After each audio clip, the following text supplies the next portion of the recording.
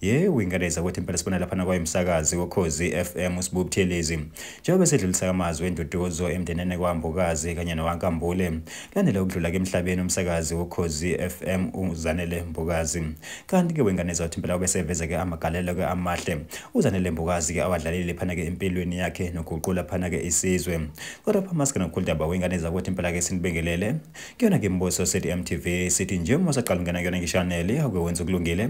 Uciphize subscribe na notification bell khona uzithola zonke izindaba eshishayo nazo ezitrendayo. Hayi bafethu impela sibona lapha kwayimsakazi Ukhozi FM uSibu Buthelezi njengoba ke sedluliseke amazwi enduduzo emndeneni waMbokazi kanye nowaNkambule. Eveza ke konke uZanele Mbokazi ke owakudlala phana ke empilweni yakhe kanye ke nokuqula phana ke isizwe ngezinto ke ezinhle.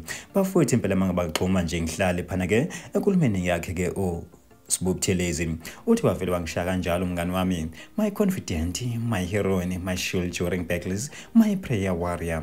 Uthi ngathi ngizibuyele emakhaya eNkandla ngiqala university ngizwe isimemo sakho kubantu abasha bomgengane ngaba abanye abafika ngiqala nqa ukukhuluma ku microphone yomsakazo wangibamba isandla wangasangidedela ngaba upresident omgengane sahamba izindawo ngale yahande yakho esente yayibhinga yinhle siyokhuluma naye entsha ezikoleni nasemasontweni. Ngathola ithuba lokuqeqesha kwe-literal thinking uma umfikile amagubane omenywe uThomas Ferrell owayeyi-CEO ye-Edward D. Bono Foundation elethe uThembinkhosi Ngcobo esakwi-South African Youth Commission esiyaba NYDA namhlanje.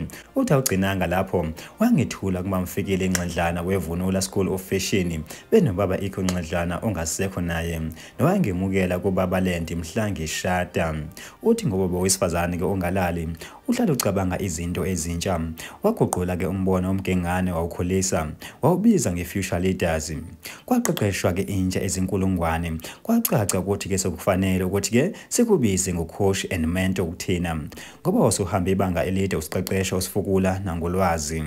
Uqhubeke wathi usowakhombisa ngalo ukuthi kawumile mhla usimeme uzositshela ngombono weCrown Gospel Awards lapho uqubuka uhlevane kuthina sasiyintsha yamangazo wabuhlakani bakho sebesijabulisa ukuthi yonke lento yenzeka ke sikhona futhi usijuba ukuthi ke senzeni. Mhla sizodweba umkhombandlela e-ICC nginesithombe isicacipha uSibongiseni esimazi ngomageza osenendawo yokudlela ke ebizwa ngemushroom emhlanga noyinjini futhi yena ke ekuzwa kangcono kunathi sonke uma kuziwa ku-paperwork ngemicabango yakho benosokhela nabanye kungaphela ke indawo ngibabala. Kwasho ukuthi ke usukhulumile Ndlovukazi kwase kumele sonke sizilungiselele ukuthi ke umkhosi omkhulu wamaCrown usuzokwenzeka kule ICC esasekuyona siziprofeta phezukwayo sisayikhomba njengephupho. Mhla yethulwa ngokusemthethweni kubantu base South Africa angisoze ngalibala usuku abadumisa ama-gospel artists becula ngokuhlanganyela ingoma ethi The Holy Spirit must come down and Africa will be saved. Namhlanje kuvuka umunye uma ke leke lahlatshelelwa leli culo. Ngibabaza ngendlela ongithemba ngayo kanye nesigungu sakho. Mhlawumbe ngithi ukuthi ngizosekela sihlalo wekomiti lamaCrown wena kwengaleso sikhathi umsebenzi wokuba spokesperson. Usihola kanye nezingwazi uDudu Lady Dikhoza nabanye ungaphela ke iphepha ngibabala. Hayi ke winganeza uthi impela usho njalo ke wayemsakazi Ukhozi FM uSibu Buthelezi ekhuluma ke ngaye ke uZanele ke Mbokazi. Bafuthi impela ke yona ke inkulumo ke kaSibu Buthelezi inde kakhulu ngoba ke besingeke sikwazi bake sisiqede kodwa nje bengithi nje akuzwe nje amanye ke amazwi ke athe wakhuluma ke ngaye ke uzakwabo. Kodwa ke thina ke simbosi MTV sithi nje ake sehle ngobonda idibana yona ke video elandelayo.